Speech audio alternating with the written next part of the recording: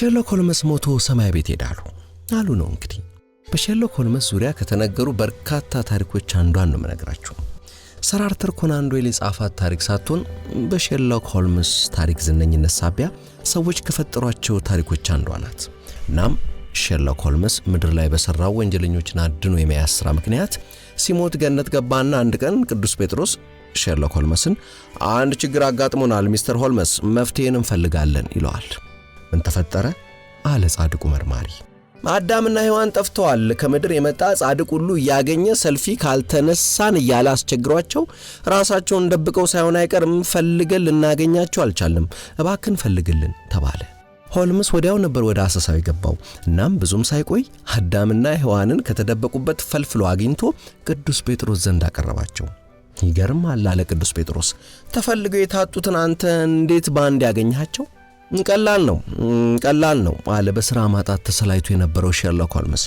አየህ ከሰው ልጅ በመላ በፈጣሪ እጅ የተሰሩት፣ ስለዚህም ከማህፀን ያልተወለዱት አዳምና ሔዋን ብቻ ናቸው።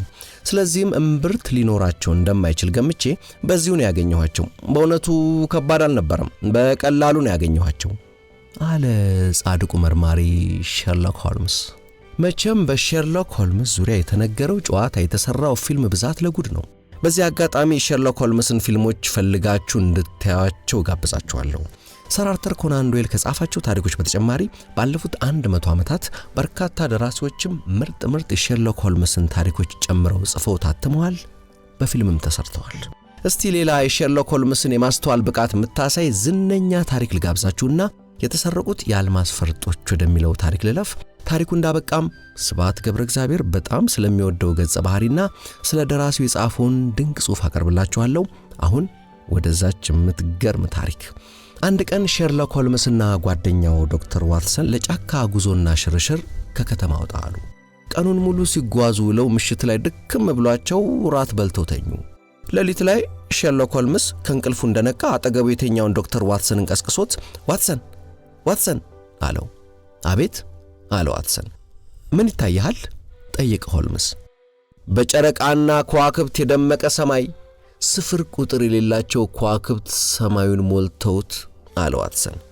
ጥሩ፣ ለመሆኑ ከዚህ ከተመለከትከው ምን ተገነዘብክ? ጠየቀ ሆልምስ። የሁለንተናን ስፋት፣ የአጽናፈ ዓለሙን ወሰን አልባነት፣ ምናልባትም ከእያንዳንዷ ከዋክብት ዙሪያ ፕላኔቶች ይኖራሉ። እዚያም ላይ ሕይወት ሊኖር ይችላል። ምናልባትም ልክ እንደኛ አይነት ሰዎች። ይህን የተገነዘብኩት አለው ዋትሰን። ወዳጄ ዋትሰን፣ አንተ ይህን ነው የተገነዘብከው ማለት ነው? እኔ ግን የተገነዘብኩት ምን መሰለህ? ተኝተንበት የነበረው ድንኳን ተሰርቋል። አይ ሼርሎክ ሆልምስ ያስብላል የሼርሎክ ነገር። አሁን የተሰረቁት የአልማዝ ፈርጦች ወደሚለው ታሪክ እንለፍ።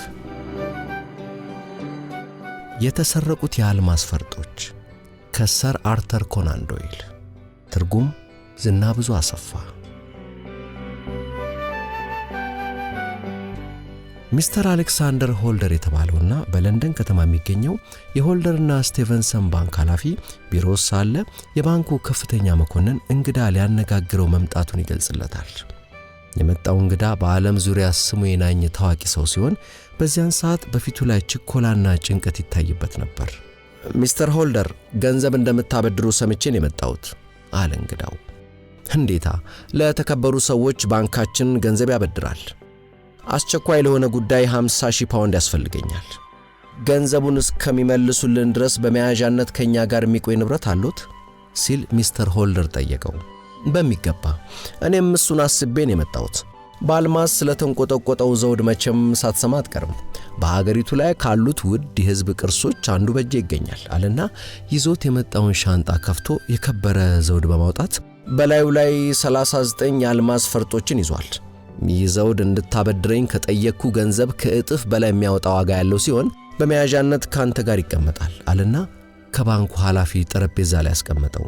ሚስተር ሆልደር ዘውዱን አንስቶ ካየው በኋላ እንግዳውን በጥርጣሬ ተመለከተው።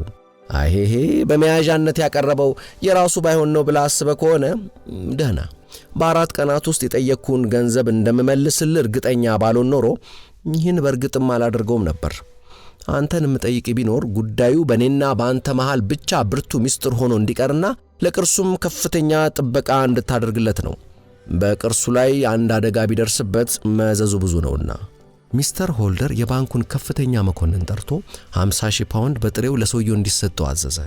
እንግዳው ከሄደ በኋላ አሌክሳንደር ሆልደር ዘውዱን አንስቶ እያየ ከእርሱ ጋር እንዲቀመጥ በመስማማቱ ስህተት የፈጸመ መስሎ ቢታየውም ሐሳቡን ለመቀየር ዘግይቷልና ስራውን እስኪጨርስ ድረስ በጥንቃቄ ቆልፎ አስቀመጠው። የዕለቱን ሥራ ከጨረሰ በኋላ ሚስተር ሆልደር ዘውዱን ቢሮ ውስጥ ከመሄድ ይልቅ ወደ ቤቱ ሲሄድም ሆነ ወደ ሥራው ሲመለስ ይዞት መመላለሱ መርጦ ስትሪትሃም ወደሚገኘው መኖሪያ ቤቱ ወሰደው። ቤቱ ሲደርስም ከሻንጣው አውጥቶ በማረፊያ ክፍል ውስጥ በጥንቃቄ ቆለፈበት። ሚስተር ሆልደር የሚኖረው ከወንድ ልጁ ከአርተርና በቅርቡ የሞተው የልብ ጓደኛው ሴት ልጅ ሜሪ ጋር ሲሆን ከነሱ ሌላ የቤት ሰራተኞችም አሉ። በቤት ውስጥ ካሉት ሁሉ ከልጁ አርተር በስተቀር ከዚህ በፊት ችግር ፈጥሮበት የሚያውቅ ሰው የለም።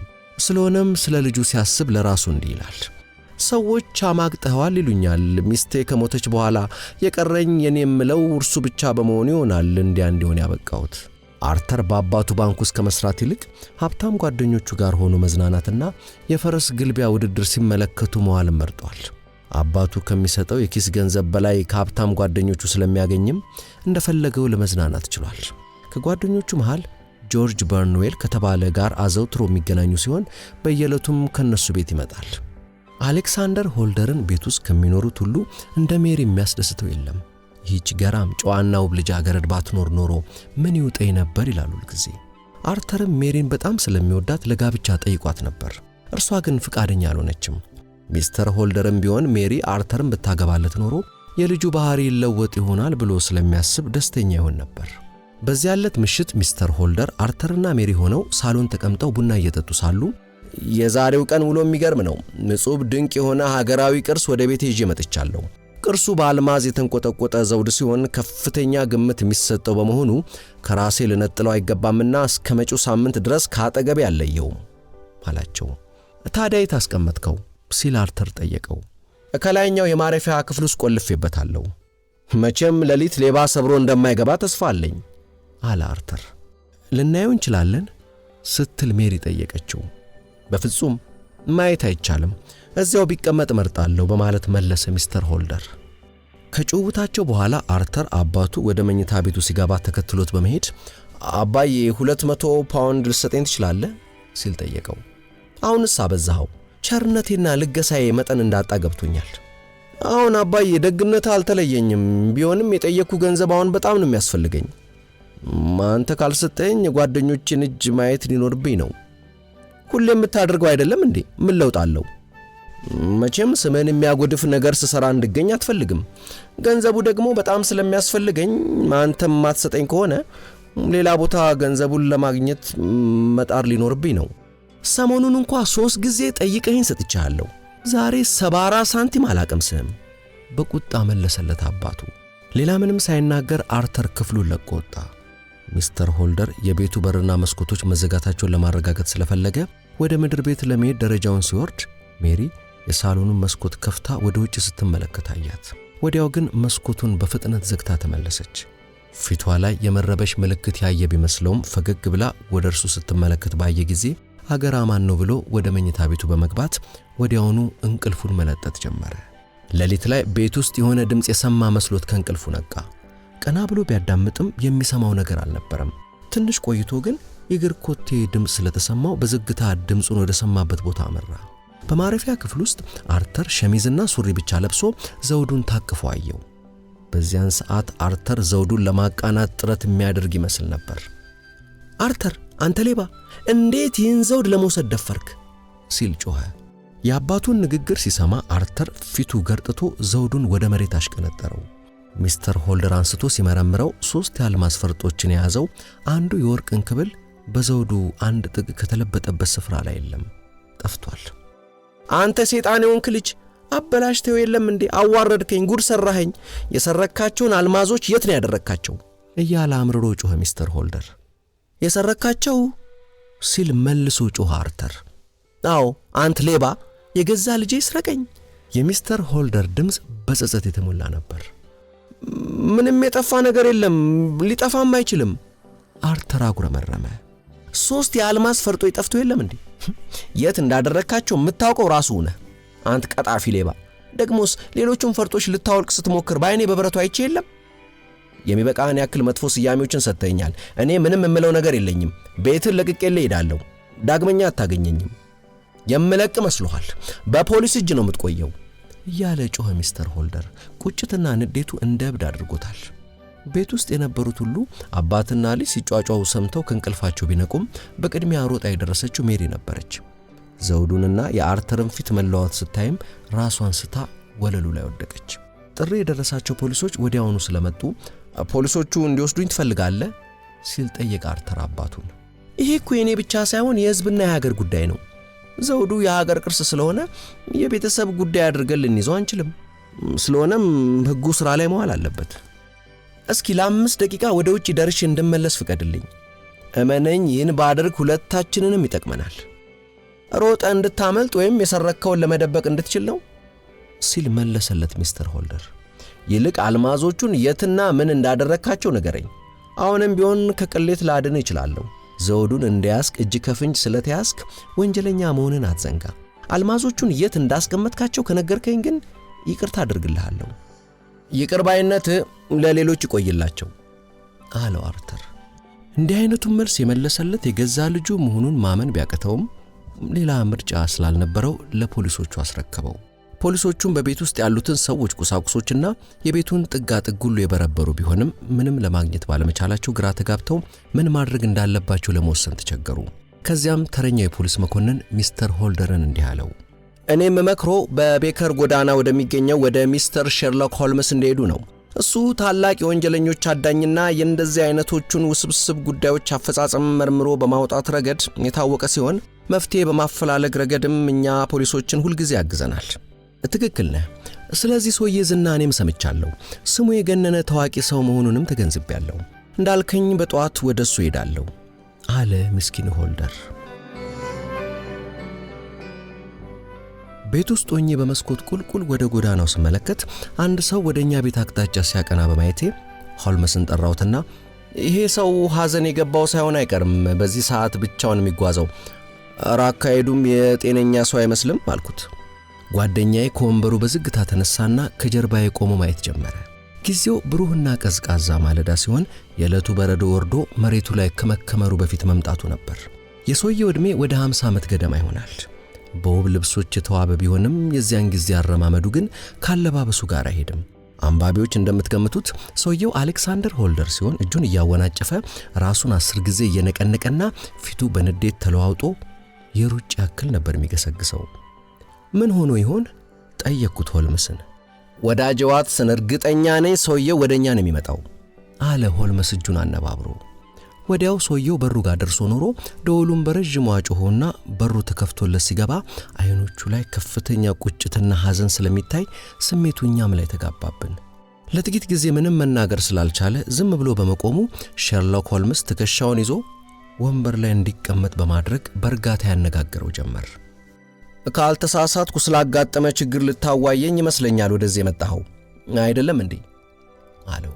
እናም ወዲያው ደግሞ አመጣጥ በሩጫ ስለነበረ የደከመ ይመስለኛልና ድካም ቀለል እስኪል ትንሽ አረፍ በል እስኪ። በእኔ በኩል በተቻለኝ አቅም ልረዳ ዝግጁ ነኝ በማለት ሊያረጋጋው ሞከረ።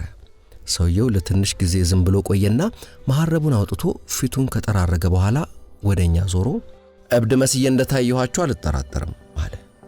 ችግር እንዳጋጠመ ገብቶኛል ሲል መለሰለት ሆልመስ። እግዚአብሔር በሚያውቀው የሚያሳብር ነገር ነው ያጋጠመኝ። በሰው ፊት የሚደርስብኝን ውርደት እንኳን ልቋቋመው በሞክር ችግሩ በዚህ ብቻ አያበቃም።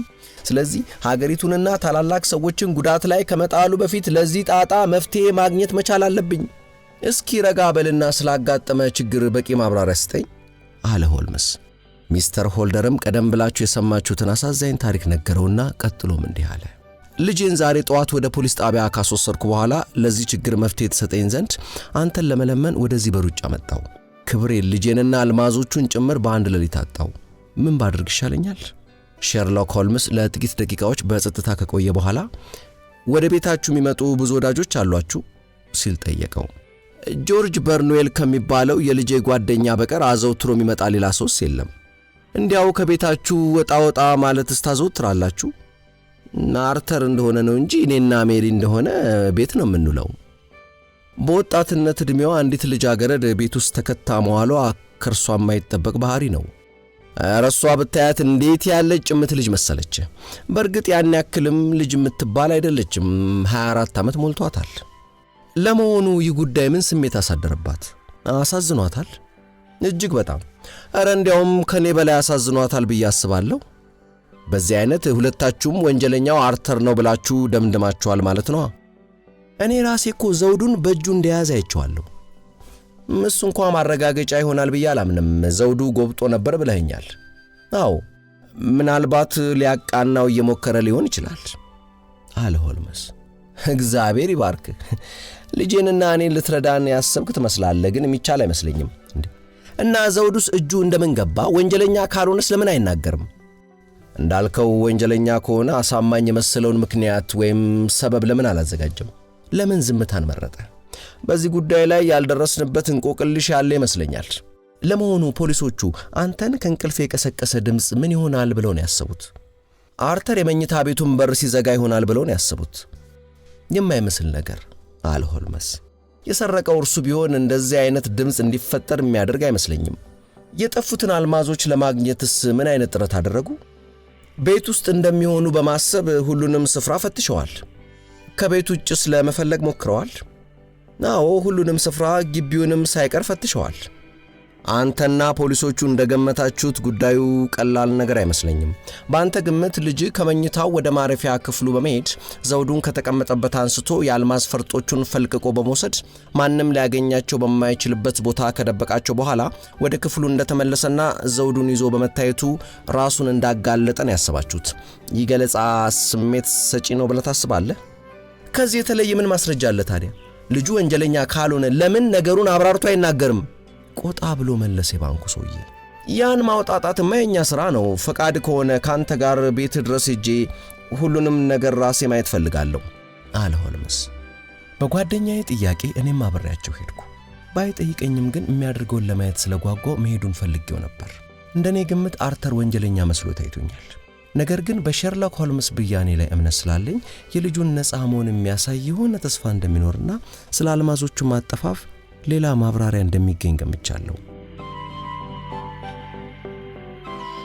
በስትሪትሃም የሚገኘው የሚስተር ሆልደር ቤት ትልቅና ከአውራ ጎዳናው ዳርቻ ላይ የሚገኝ ሲሆን ከመግቢያው በሩ ጀምሮ ቤቱ ጥግ ድረስ ሰፊ መንገድ ተነጥፎለታል።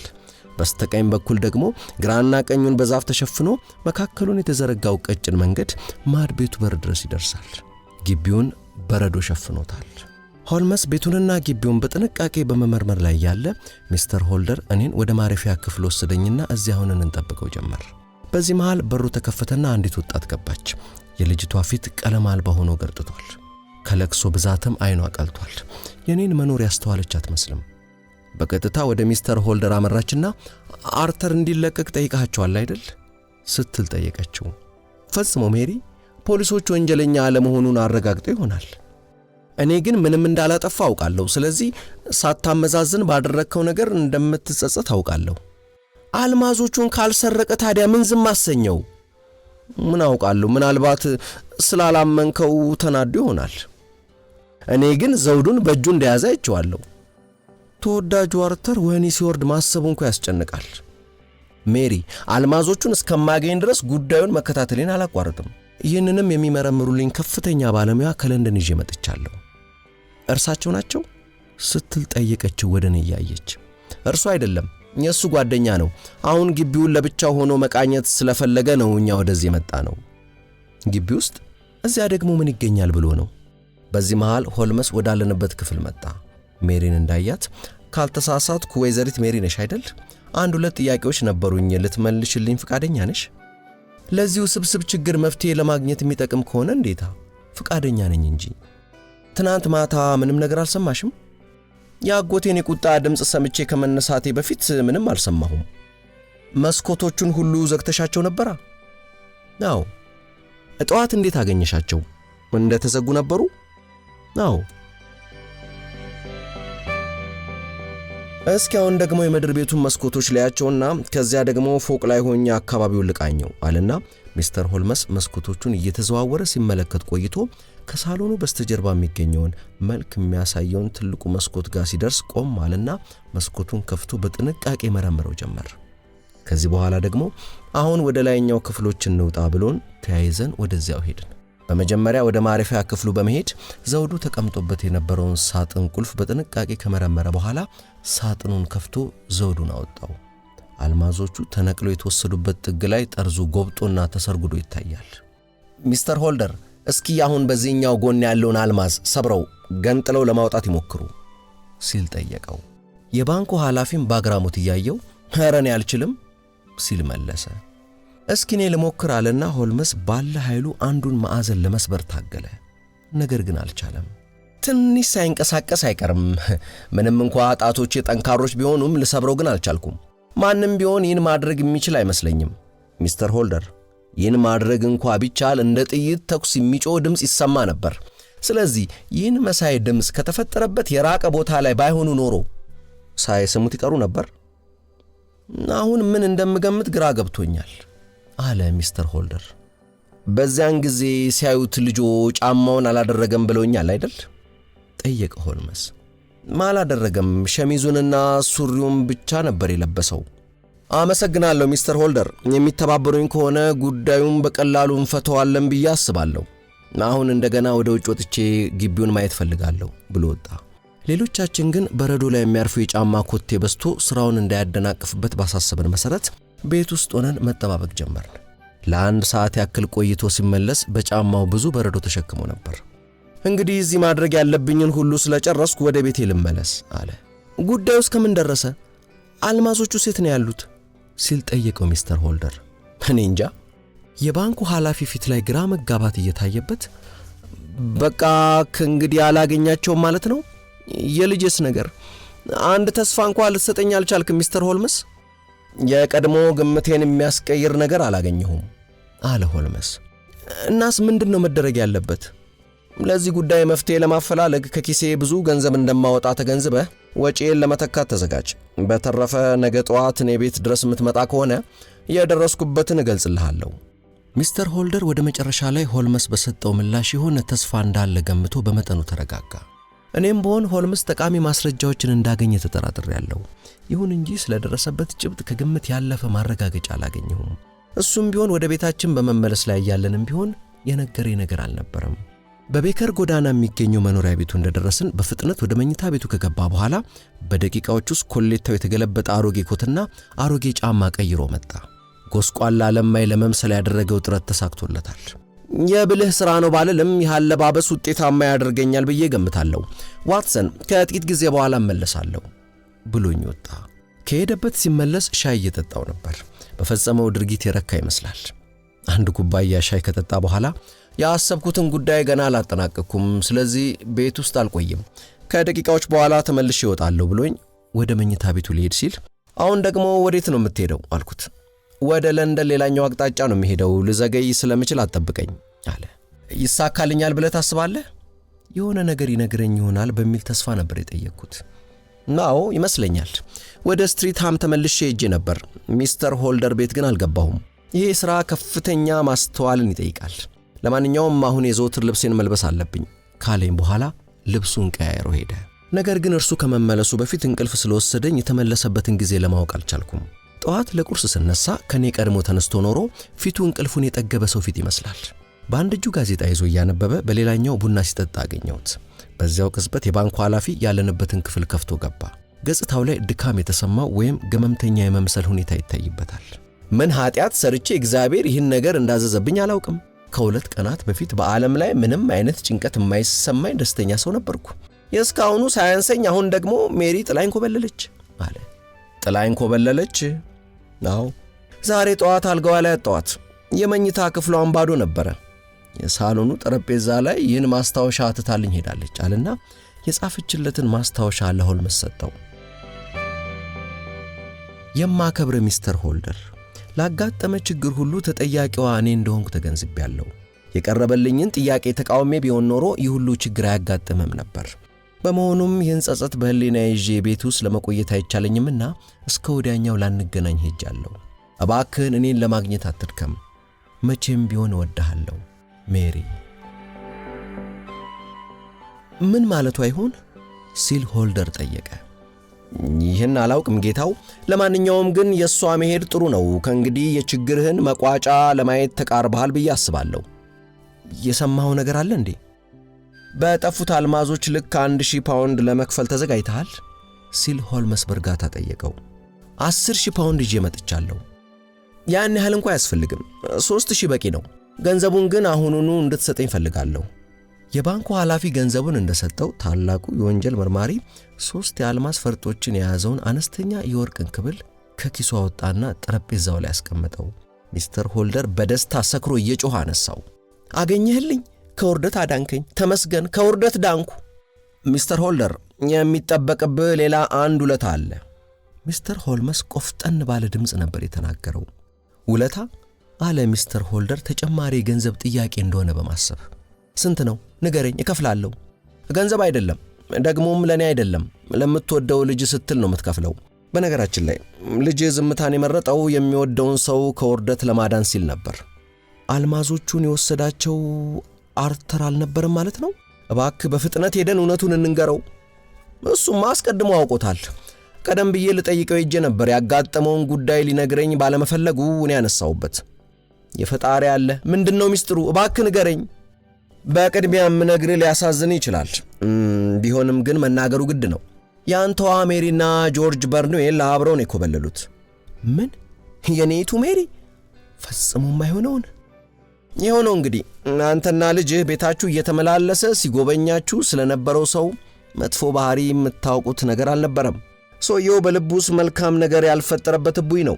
በርካታ ልጃገረዶችን እንዳታለለ ሁሉ እሷንም እንደሚወዳት ሲነግራት አመነችው። አልፎ ተርፎም እሱን ሳታየው ማደር አልሆነላት እያለ ዘወትር ማታ በድብቅ እየመጣ እንዲያጫውታት ትጎተጉተው ነበር። ይህንን በጭራሽ ለማመን ያዳግተኛል። ፊቱ ገርጥቶ በግርምት ጮኸ የባንኩ ኃላፊ። ዋናውን ነገር መች ገለጽኩልህና አልማዞቹ ሲሰረቁ የሆነውን ሁሉ ልነግር ይገባል አለ ሆልመስ። አንተ ወደ መኝታ ስትገባ ሜሪ ወደ ሳሎን ወርዳ ትልቁን መስኮት በመክፈት ከውጭ ቆሞ ከሚጠብቃት ከጆርጅ በርንዌል ጋር የተለመደ ጨዋታቸውን ጀመሩ። በጨዋታቸው መሃል ሜሪ ስለ ዘውዱ አንስታስታወራው ለሱ እንድትሰጡ አግባባት። ለሱ ባደረባት ፍቅር የተነሳ የሚጠይቃትን ሁሉ ከመፈጸም ወደ ኋላ እንዳትል ለማድረግ ችሎ ነበር። ይህ ሁሉ እስኪፈጸም ለረጅም ጊዜ በመስኮቱ በኩል ቆሞ ለመቆየቱ ማስረጃ የቆመበት ስፍራ ላይ በረዶ ደርቆ ጠጥሯል። በጠየቃት መሰረትም ዘውዱን አምጥታ ካስረከበችው በኋላ አንተ የመስኮቶቹን መዘጋት ልታረጋግጥ ደረጃውን ስትወርድ ስላየች መስኮቱን በፍጥነት ዘግታ ወደ መኝታው ገባች። ሆልመስ ቀጠለ። ልጅ አርተር ካንተ ጋር ከተጨቃጨቀ በኋላ ወደ መኝታው ነበር ሄደው። ነገር ግን ካንተ ጋር በፈጸመው አለመግባባት የተነሳ እንቅልፍ አልወስድ ብሎ ስለነበር ሌሊት ላይ የሆነ ሰው በዝግታ በመኝታ ቤቱ በኩል ሲያልፍ ሰማ። ካልጋው ተነስቶ ሲመለከት ሜሪ ወደ ማረፊያ ክፍሉ ስትገባ በማየቱ ተገርሞ ሸሚዝና ሱሪውን ለብሶ ጨለማ ውስጥ በመሸሸግ ይከታተላት ጀመር። ሜሪ ከማረፊያ ክፍሉ ስትወጣ ያንን እጹብ ድንቅ የሆነ ዘውድ ይዛ በማየቱ ተገርሞ ኮቴው እንዳይሰማ በጥንቃቄ በመራመድ ይከታተላት ጀመር። እሷም ደረጃውን ወርዳ ወደ ሳሎን በመሄድ መስኮት ከፍታ ለሆነ ሰው ዘውዱን ካቀበለች በኋላ ተመልሳ ተኛች። ሸርሎክ ሆልመስ ወደ ሚስተር ሆልደር እያየ ንግግሩን ቀጠለ። አርተር ምን ያድርግ? ሜሪን በጣም ይወዳታል፣ ግን ደግሞ ወንጀሉን መግታት ነበረበት። ስለዚህ ደረጃውን ቁልቁል ወርዶ መስኮቱን ከፍቶ በመዝለል በበረዶ ላይ ሲንደረደር በጨረቃዋ ብርሃን ይታየው የነበረውን የሰው ምስል ሲደርስበት ጆርጅ በርንዌል ሆኖ አገኘው። መደባደብ ጀመሩና በርንዌልን ቅንድቡ አካባቢ ሰነጠቀው። በዚህ መሃል ዘውዱ ተሰብሮ አርተር እጅ በመግባቱ ይዞት በመስኮት ተመልሶ ወደ ቤት ገባና መስኮቱን ዘግቶ ወደ ማረፊያ ክፍል ሄደ። አንተ ስታገኘው እንግዲህ ዘውዱን መልሶ ለማቃናት እየጣረ ነበር።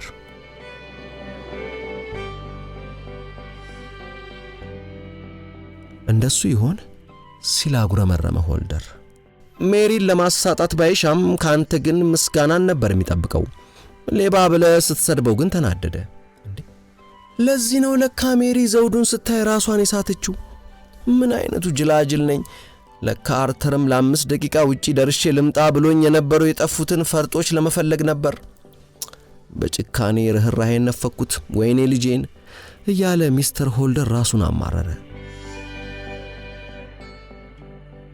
ግቢውን ስቃኝ በረዶ ላይ የአርተርን የባዶ እግር ዱካና ግብ ሲገጥሙ የረጋገጡት ስፍራ ላይ የነበረውን በረዶ ተመልክቼው ነበር። በግልጽ ያስታውቅ ነበር። ጥቂት የደም ጠብታዎችን አይቼ ስከታተል የጆርጅ በርንዌልን የጫማ ዱካና የደም ነጠብጣቡ ወደ ግቢው ዳርቻ ሲያመራ ስላየው ግምቴ በእርግጥም ትክክል እንደነበር አረጋገጥኩ። ሰውየው ጆርጅ መሆኑን ግን እንዴት አረጋገጥክ? ከእርሱ በቀር ሌላ ሰው ወደ ቤታችሁ እንደማይመጣ ነግረኸኛል። የእሱ ስም ደግሞ ለእኔ አዲስ አይደለም። መጥፎ ሰው መሆኑን አውቅ ነበር። ስለዚህ ዛሬ ጠዋት አሮጌ ልብሶችን በመልበስ ጎስቋላ ለማይመስዬ ቤቱ ድረስ ሄድኩና ሰራተኛውን አሮጌ ልብሶችን እንዲመጸውተኝ ጠየቅኩት። እድል ጭምር ቀናኝና በዚያው ዕለት የቤቱ ጌታ አውልቆ የጣለውን አሮጌ ጫማ ሰጠኝ። ጫማዎቹ እስከዚያ ሰዓት ድረስ እርጥብ ነበሩ። ስለ አሳዳሪው አንስቼ ሰራተኛውን ሳዋራው አይኑ አካባቢ በዚያው ምሽት ቆስሎ መምጣቱን ነገረኝ። ከዚህ በኋላ ጫማዎቹን ይዤ ወደ ስትሪታም አመራሁና ከሳሎኑ መስኮት ትይዩ ባለው መስክ ላይ አይቸው ከነበረው ዱካ የጫማ ኮቴ ጋር ሳስተያየው ተመሳሳይ ሆኖ አገኘሁት። አሁን የሚቀረኝ አልማዞቹን ማግኘት ሲሆን እንዴት አድርጌ እንደምቀበለው ማውጠንጠን ነበረብኝ። ለማኝ ያስመሰሉኝን ልብሶች ቀያየርኩና ጆርጅን ለማግኘት ተመልሼ ወደ ቤቱ ሄድኩ። በመጀመሪያ ላይ ምንም የሚያውቀው ነገር እንደሌለ ሊያሳምነኝ ሞክሮ ነበር። ነገር ግን ሁሉንም ነገር ጠንቅቄ ማወቄን ሲገነዘብ ረጅም በትር ይዞ ሊመታኝ ተንደረደረ። ተጋበዘ። ዱላውን ከመሰንዘሩ በፊት ግን ሽጉጤን አውጥቼ ጭንቅላቱ ላይ በማነጣጠሬ ሁኔታዎችን እንዲያመዛዝን ተገደደ። እኔም አልማዞቹን ከሰጠኝ ለነርሱ ዋጋ እንዲሆን በምትኩ 3000 ፓውንድ እንደምሰጠውና ይህን ጉዳይ በተመለከተም ዳግመኛ ማንም እንደማያነሳበት ቃል ገባውለት። የተመኘኋቸውን በእጄ ካስገባው በኋላ የምስራቹን ይዤ ልጅ ዘንድ በመሄድ አበሰርኩትና ወደ ቤቴ ገብቼ ተኛው። እኔ መቼም በዚህ ቀን የተፈጸመው ድርጊት ፈታኝ ነበር ብዬ ነው የማስበው። መላውን የእንግሊዝ ሕዝብ ከአፍረት ያዳነች ዕለት ነች እንጂ አለና የባንኩ ኃላፊ ከመቀመጫው በመነሳት የኔ ጌታ አንተን ለማመስገን የሚበቁ ቃላት ለማግኘት አልችልም። ከዚህ ቀደም ብዙ ሰዎች ስላንተ ያወሱ ሲያደንቁ ሰምቻለሁ። ነገር ግን ከሰማሁት በላይ ታላቅ የወንጀለኛ አዳኝ ሆነን ያገኘው። አሁን የምወደውን ልጄን ሄጄ ይቅርታ መጠየቅ አለብኝ። አድራሻዋን ያልገለጽክልኝ ቢሆንም ሜሪም ባስታወስኳት ቁጥር ከልቤ ማዘኔ አይቀርም አለ ሚስተር ሆልደር። እንደሚመስለኝ ጆርጅ በርንዌል የሚገኝበት ቦታ ሁሉ እርሷም እንደምትኖር እርግጠኛ መሆን እንችላለን። እንግዲህ ለምስኪኗ ልጅ ይሄ ጥፋቷ ዋጋ መሆኑ ነው እንግዲህ አለ ሸርሎክ ሆልምስ። አሁን ደግሞ ስብሐት ገብረ እግዚአብሔር ወደ ጻፈው ስለ ሰር አርተር ኮናን ዶይልና ስለ ዝነኛ ገጸ ባህሪው ስለ ሸርሎክ ሆልምስ ወደሚያወሳው ታሪክ እንለፍ። በ19ኛው ምዕተ ዓመት በለንደን ከተማ አርተር ኮናን ዶይል የተባለ ደራሲና እሱ የፈጠረው ገጸ ባህሪ እጅግ ሲበዛ ተወዳጅ ሆኑ። ደራሲው ኮናን ዶይል ግን በበኩሉ ገጸ ባህሪውን ሸርሎክ ሆልምስን ስራ አስፈታኝ ብሎ ጥምድ አድርጎ ያዘው። የመጀመሪያ ፈጠራው እንደሚሉትም የባህር ልጁ ነው እኮ። እንዲያውም ሊገድለው ከትልቅ ገደል ላይ የመቀመቅን ያክል የሚያስፈራ ርቀት ወርውሮታል። ግና ሸርሎክ ሆልምስን መግደል መች እንዲቀላል ሆነና እስቲ ወደ አጀማመራቸው ልውሰዳችሁ። ኮናን ዶይል የሕክምና ዲግሪውን ተቀብሎ ክሊኒክ እንደከፈተ ወራት ገና ጀማሪ በመሆኑ በሽተኛ የሚመጣለት በጣም አልፎ ብቻ ስለነበር ጊዜ ለማሳለፍ ሲል ጥቂት አጫጭር ልቦለዶች ጻፈ። የሁሉም ገጸ ባህሪያቱ ሁለት አብረው የሚኖሩ ጓደኛሞች ናቸው። ዋናው ገጸ ባህሪ በግሉ ተነሳስቶ የለንደንን ወንጀለኞች ሊዋጋ የጀመረ እልህኛ ቆፍጣና ነው፣ ሸርሎክ ሆልምስ የተባለ። ሁለተኛው ገጸ ባህሪ እንደ ፈጣሪው እንደ ኮናን ዶይል ሐኪም የሆነ ዋትሰን የተባለ ሰው። ታሪኮቹን ሁሉ የሚነግረን እሱ ነው፣ ዋትሰን፣ ዶክተር ዋትሰን። ደራሲው ኮናን ዶይል ዩኒቨርሲቲ በሚማርበት ጊዜ እጅግ በጣም የሚያደንቃቸው የኬሚስትሪ ፕሮፌሰር ነበሩ። የሎጂክ ወይም የተጠየቅ አጠቃቀማቸው ሁሉ ጊዜ ይገርመዋል። ገጸ ባህሪው ሸርሎክ ሆልምስ እንዲህ ስሙንና መልኩን ለውጦ ነው እንጂ የፕሮፌሰሩን ምላጭ አንጎላቸውን ግን እንዳለች ወርሷታል። በነገራችን ላይ ልብ ወለድ ውስጥ የሚያጋጥሙን ገጸ ባህሪያት አንዳንዶቹ የፈጠራ ሳይሆኑ ስምና መልካቸውን የለወጡ ደራሲው ቀደም ሲል አሳምሮ የሚያውቃቸው የእውነት ሰዎች ናቸው። ደራሲው የእግዚአብሔርን ድርሰት አንብቦ ለኛ በጽሑፍ አቀረበልን እንደማለት። ዘስትራንድ የሚባል የለንደን ወርሃዊ መጽሔት ነበር። አጫጭር ልቦለዶችን ያስተናግዳል። የሸርሎክ ሆልምስን ታሪኮች አከታትሎ በየወሩ ሲያቀርብ ጊዜ አንባቢዎች ሸርሎክ ሆልምስን በጣም ከመውደዳቸው የተነሳ መጽሔቱ በሚሸጥባቸው መደብሮች ሳያመልጥ ልሻማ በሚል ረጅም ሰልፎች ላይ ቆመው መጠበቅ አመጡ። በአንድ ዓመት የወጡት ታሪኮች አንድ መድብል ወይም ስብስብ ሆነው ታተሙ። የሼርሎክ ሆልመስ ዝና በእንግሊዝኛ ተናጋሪው ዓለም ናኘ ሰፈነ። ኮናን ዶይል የሼርሎክ ሆልመስ በቃኝ ከእንግዲህ ቁም ነገር ያላቸው መጽሐፍት ነው ልደርስ የምፈልገው ብሎ ወሰነ። ዳሩ ምን ይሆናል የስትራንድ መጽሔት አዘጋጅ ክሊኒኩ ድረስ መጣና እባክህን እንዳለፈው ለሚቀጥለው ዓመት በየወሩ አንድ የሼርሎክ ሆልመስ ታሪክ ጻፍልን አለው።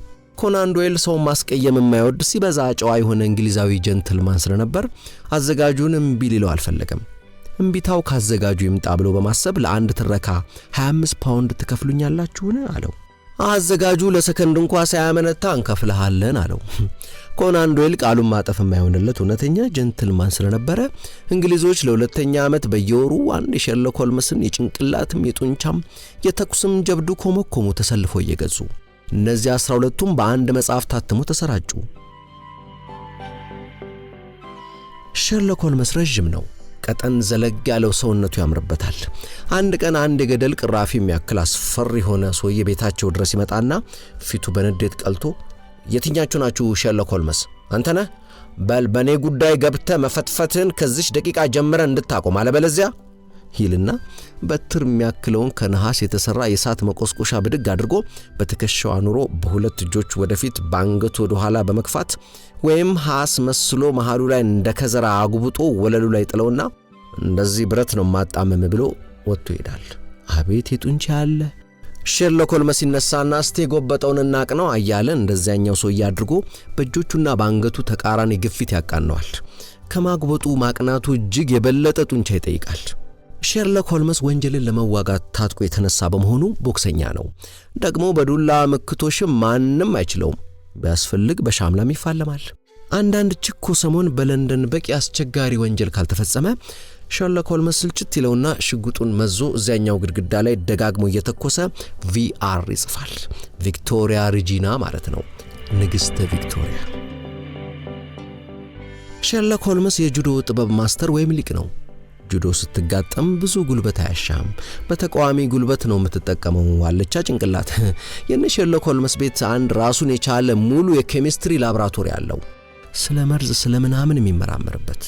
ሼርሎክ ሆልመስ 26 አይነት የሲጃራና የትንባሆ አመድ ለይቶ ያውቃል። ለምሳሌ አንድ ሰው እንግዳ ቤት ውስጥ ተገሎ ይገኛል። ገዳዩ ማን ይሆን? የሲጃራ መተርኮሻው ላይ የሚገኘው አመድ ገዳዩ ምን አይነት ሲጃራ ወይም ትንባሆ እንደሚያጨስ ይነግረዋል። ሌላ አይነት የሚያጨሱትን ከጥርጣሬ ያሰናብታቸዋል። ድንቅየው ዲቴክቲቭ አደኑን ይቀጥላል። ወንጀሉ ከተፈጸመበት ክፍል ዶክተር ዋትሰን አጅቦ ሲወጣ ከኪሱ ተለይታ ማታውቀው ሌንስ ያወጣታል።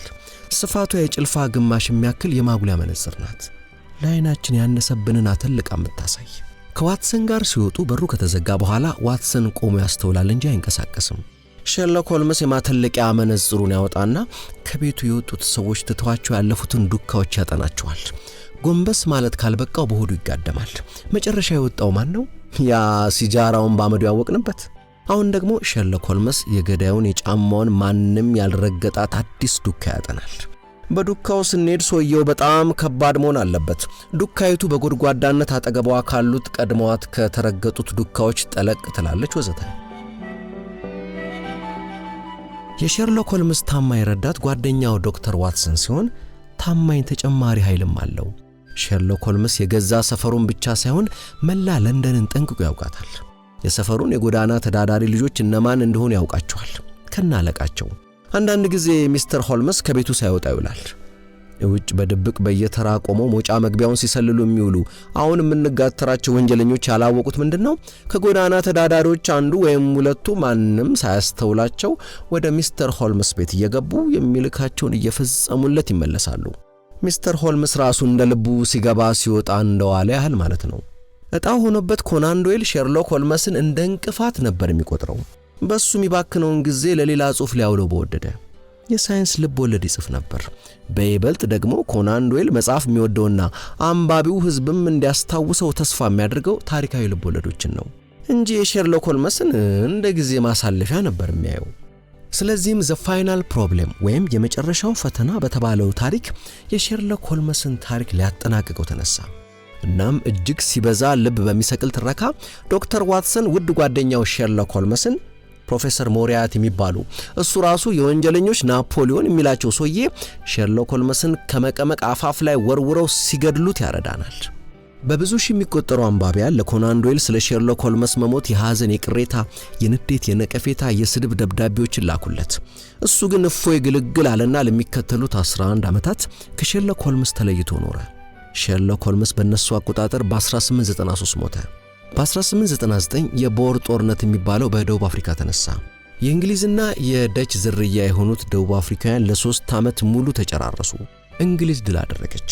ከልቡ አገር ወዳድ የሆነው ኮናን ዶይል ለእንግሊዝ አቋም የሚሟገቱላት 2 መለስተኛ መጽሐፍትን አሳተመ። የእንግሊዝ መንግስት በ1902 ሰር ብሎ ጥንታዩን የእንግሊዝ የጀግና ጦረኛ ማዕረግ ሸለመው። ሰር አርተር ኮናን ዶይል ተሰኘ። በ1904 የሰር አርተር ውድ ባለቤት ሼርሎክ ሆልምስን እንዲያስነሳላቸው በራሷም በአንባቢዎቹም ስም ተማጸነችው። ምን መማጸን ብቻ፣ ተአማኒ በሆነ ዘዴ የሚያስነሳበትን ሐሳብ ሰጠችው። ዘ ሪተርን ኦፍ ሼርሎክ ሆልምስ፣ ሼርሎክ ሆልምስ ሲመለስ በሚል ርዕስ ነበር የመጀመሪያው ስብስብ የታተመው። ኮናን ዶይል ራሱ ስለ ሼርሎክ 4 ልቦለዶችና 65 አጫጭር ታሪኮችን ጽፏል። ሼርሎክ ሆልምስ እንደዛሬ ያደረባቸው ብዙ ሌሎች ደራሲያን ደግሞ በየበኩላቸው ልቦለዶችን፣ አጫጭር ልቦለዶችን፣ ቲያትሮችንና ፊልሞችን ጽፈዋል፣ ሰርተዋልም።